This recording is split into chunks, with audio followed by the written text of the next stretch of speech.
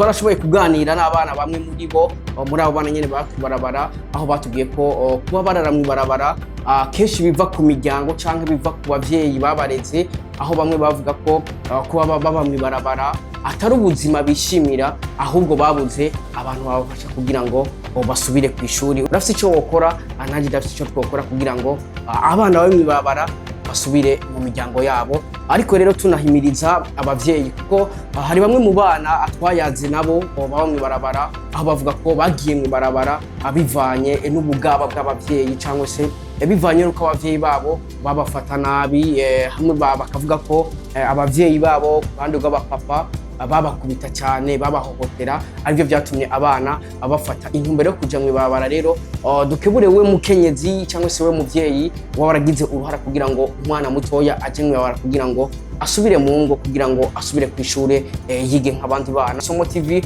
turahimiriza leta y'igihugu cacu cy'u Burundi kugira ngo cyangwa se n'abagira neza, ndavuga aba diaspora babarizwa hanze y'igihugu, kugira ngo murabe ico mukora kugira abana bato bari mw'ibarabara basubire ku mashuri yabo.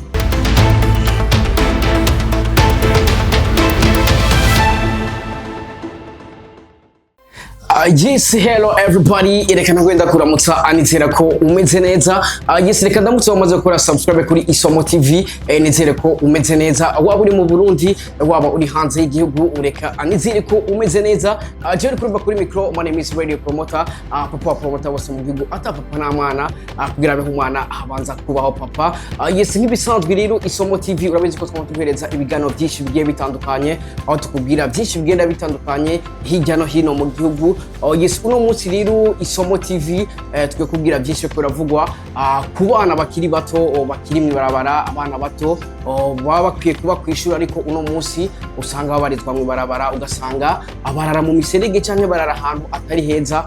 Ku bana bakiri bato bamwe bita ibidoma. Mbega wewe urazi ikidoma ni iki? Iyo bavuze ikidoma wewe utahura iki? Iyo bavuze ikidoma jewe ntahura iki, canke se twese dutahura iki? Yes, ikidoma rero umwana aba mw'ibarabara, ariko ugasanga n'umwana akiri muto. Hari ubuzima abana bagenda bacamo, ugasanga n'ubuzima buteye ikigongwe, ugasanga n'ubuzima bubabaje. Wowe uno munsi umeze neza, uno munsi urara ahantu heza, uno munsi ubayeho neza, uno munsi ufungura neza, ariko bike ko hari abandi bana ababayeho nabi, hari abandi bana barara mu barabara, hari abandi bana barara mu miserege, imvura iguye ikaba n'abanyagira. Urabona amwe mu mafoto agenda cangaho, ni bamwe mu bana twashoboye kugendera, aho twasanze abana bakiri bato barara ku mabarabara, barara mu miserege, imvura ikagwa ikabanyagira.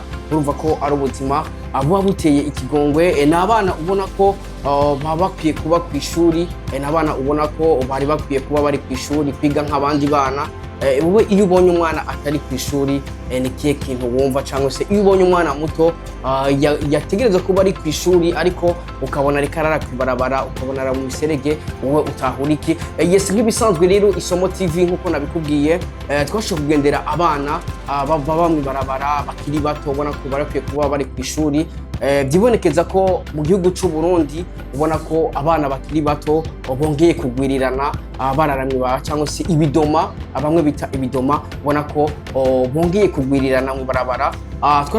Twarashoboye kuganira n'abana bamwe muri bo muri abo bana nyene Ibarabara, aho batubwiye ko kuba barara mw'ibarabara kenshi biva ku miryango canke biva ku bavyeyi babareze, aho bamwe bavuga ko kuba baba mw'ibarabara atari ubuzima bishimira, ahubwo babuze abantu babafasha kugira ngo basubire kw'ishuri. Urumva ko bafise n'umutima wo gusubira kw'ishuri, ahubwo bakeneye abafata mu mugongo kugira ngo basubire kw'ishuri. Mbega wewe uri kurankurikirana, ni kihe kintu wokora kugira ngo abana bari mw'ibarabara basubire ku mashuri, cyangwa se abana bamwe mw'ibarabara kugira ngo basubire kugira aho baba? Urafise ico wokora, nanjye ndafise ico twokora kugira ngo abana bari mw'ibarabara basubire mu miryango yabo. Ariko rero tunahimiriza abavyeyi kuko hari bamwe mu bana twayaze nabo baba mw'ibarabara, aho bavuga ko bagiye mw'ibarabara bivanye n'ubugaba bw'abavyeyi, cyangwa se bivanye n'uko abavyeyi babo babafata nabi, hamwe bakavuga ko abavyeyi babo ku ruhande rw'abapapa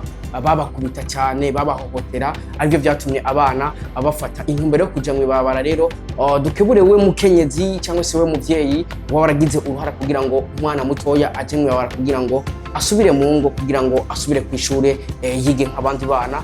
Twaraganiriye byinshi nk'ibisanzwe rero hari n'abatubwiye ko kugira ngo baje kwibarabara ariko babuze uburyo bwo kuja kwishuri kubera ko babonye abavyeyi babo badashoboye kubarihira amafaranga yo kuja kwishuri, ari byo byatumye bahitamwo kuja gusaranda ivyuma bikabaviramwo kuba amahibobo cyangwa se ibidoma babana barabara. Ariko n'ubuzima bubabaje nk'ibisanzwe, ndibaza urabona amafoto agenda canga kuri screen yawe bivanye n'ico uri kurabira mu kino kiganiro.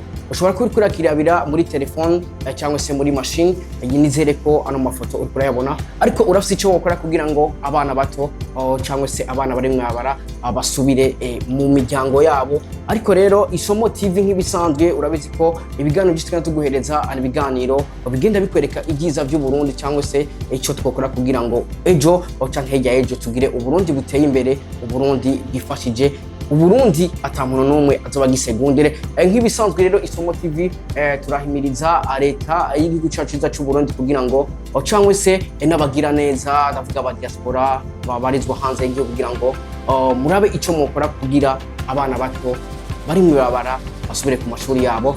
Yes, reka ndagushimira rero kurikira kino kiganiro. Remember to subscribe. My name is Radio Promoter. This is Isomo TV. Nizere ko wamaze gukora like na share na comment kugira ngo uzabona ibiganiro byinshi bigenda bitandukanye. Ariko wibuke ko turakeneye commentaire kugira ngo mbega ibyo twakubariye utakiriye gute. Asante sana, dusubire gutaha. Behind the camera, it's your boy Alfred Kalfu. Wagwan, ciao ciao.